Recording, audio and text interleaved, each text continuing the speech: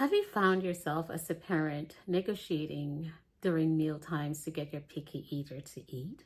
Saying things like, just one more bite, please. Oh, if you finish your plate, I will give you a dessert. Or if you eat your veggies, you get a reward from it. So in this video, I will talk about three things that we may be doing as parents that may actually be working against us and reinforcing the picky eating behavior.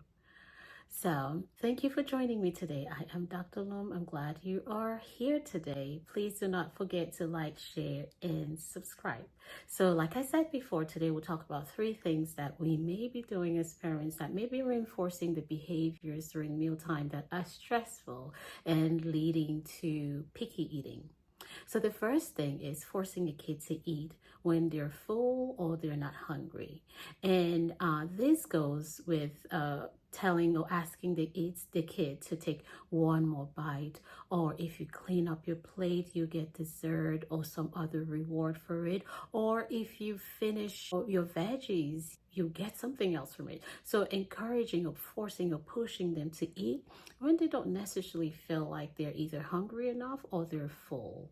Why is this a problem? So the problem is that we are now having the kids not respond to the internal cues of hunger and fullness, but to external cues of reward and pleasure from doing something that we're trying to get them to do. And then this can then lead to eating disorder in the future and other eating problems in the future. So if you have a kid who's just not wanting to eat during meal times, or you have that kid who takes one bite at mealtime and they say, well, I'm full, I don't want to eat anymore. So try to resist the urge from saying, take one more bite, or negotiating to give them a reward for eating when they are full or not hungry to eat. So instead of doing that, just think back through the day and see what was the kid eating throughout the day. Has this kid been grazing on snacks? Have they been snacking all day and as a result they're not hungry at that particular meal time? Or have they been drinking milk or juice throughout the day? Milk is the culprit. I have seen quite a few kids who will refuse to eat throughout the day, but they drink milk all day or they drink juice all day. Excess liquids actually fill up their little tummies, where during meal times they're not hungry enough to eat.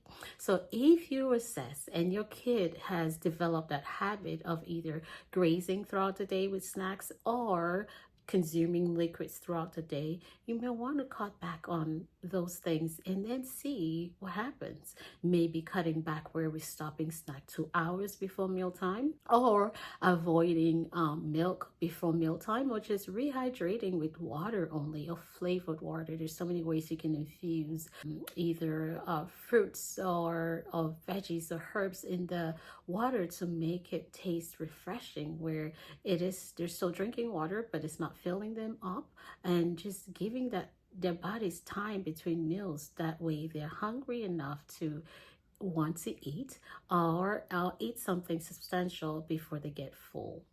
Okay, so the second thing we do is creating or making or fixing a different meal when they refuse to eat what's presented to them. So there are two big issues with this one.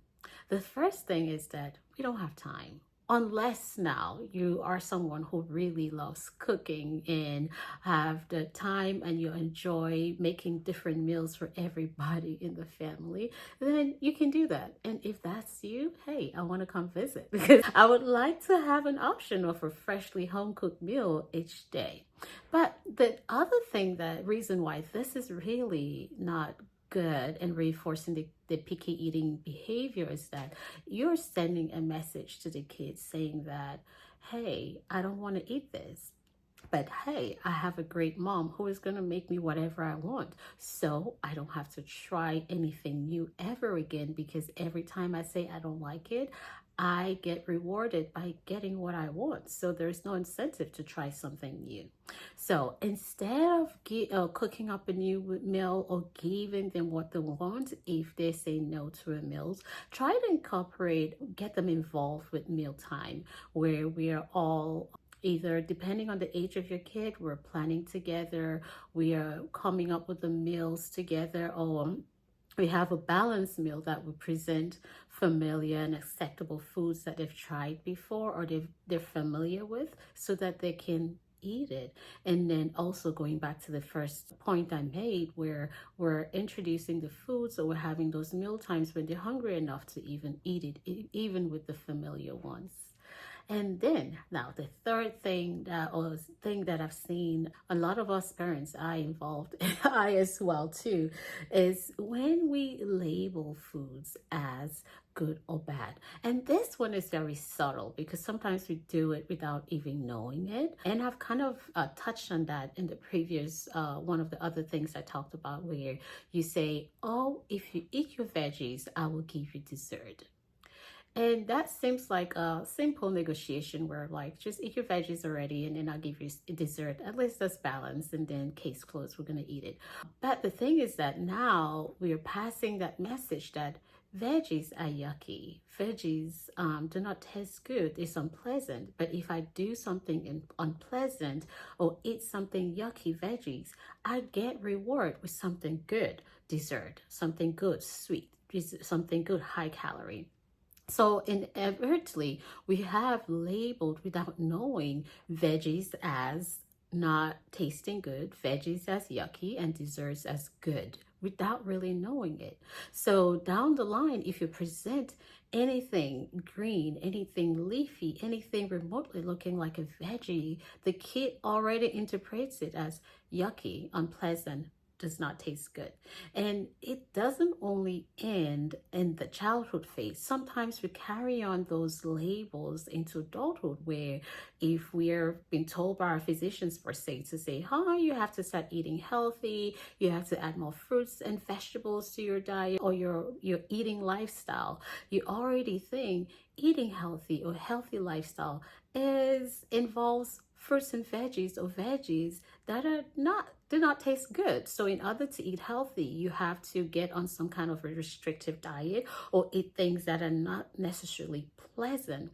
But those are messaging all the way from the start. And that's why you see most people say, I'm going to start eating healthy. And then they don't follow through, because it's just like, I'm forcing myself to eat all of this labeled foods that are unpleasant but healthy.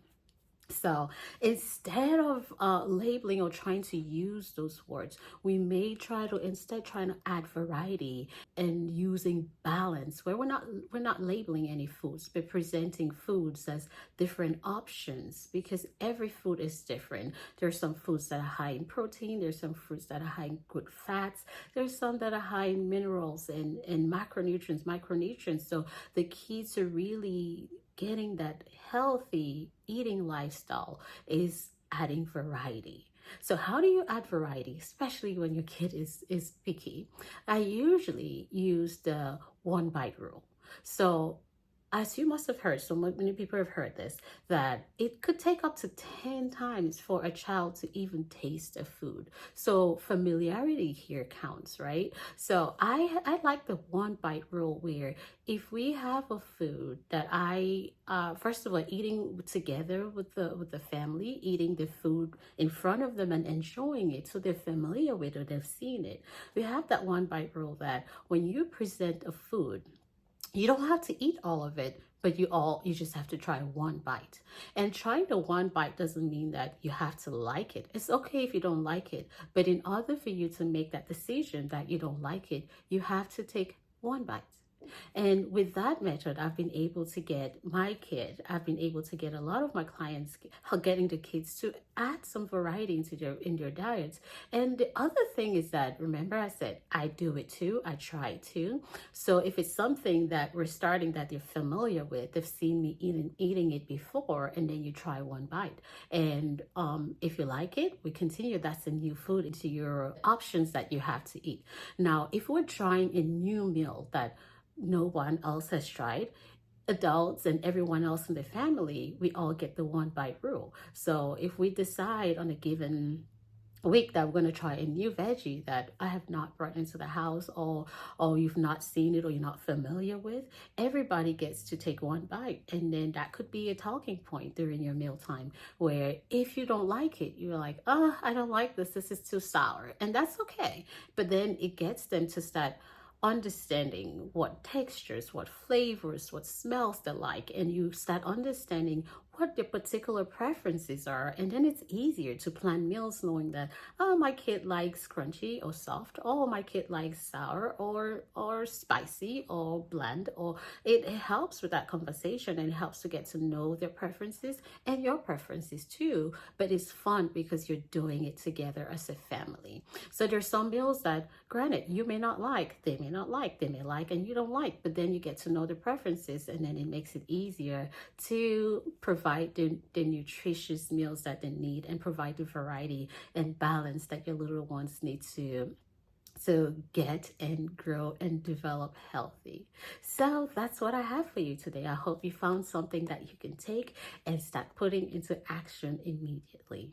Now, if this was helpful, I have something good coming up. I have a workshop called Mealtime Challenges with a Picky Eater. It's coming up on May 28th at 4 p.m. That's only 2 weeks away. So if you have a picky eater, you're struggling with mealtime, and you found these resources, what I talked about, helpful, this will be a good time where we have 1 hour, we'll workshop certain things, and we'll provide information that could help you get your picky eater to go back to eating or adding variety to foods, and helping to make mealtime less stressful and more fun.